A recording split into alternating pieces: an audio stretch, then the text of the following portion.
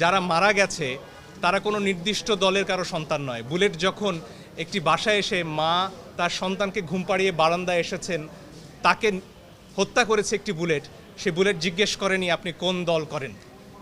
এবং আমার মনে হয় আমাদের বিভিন্ন বাহিনী, সেনাবাহিনী, পুলিশ বাহিনী, র্যাব, বিজিবি, তাদের সন্তানরা তো বাংলাদেশে রয়েছেন।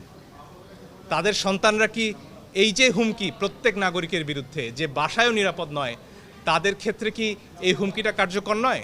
তাদের বিবেকেও কি আসলে এই প্রশ্নটা পৌঁছেনি যে পরের বুলেট কি আপনার সন্তানের দিকে যাবে না? একটা খুব চমৎকার ছবি দেখছিলাম, সেখানে এক শিশুকে গুলি করছেন একজন পুলিশ এবং সেই শিশুটি জিজ্ঞেস করছে, বাবা ওটা কি তুমি?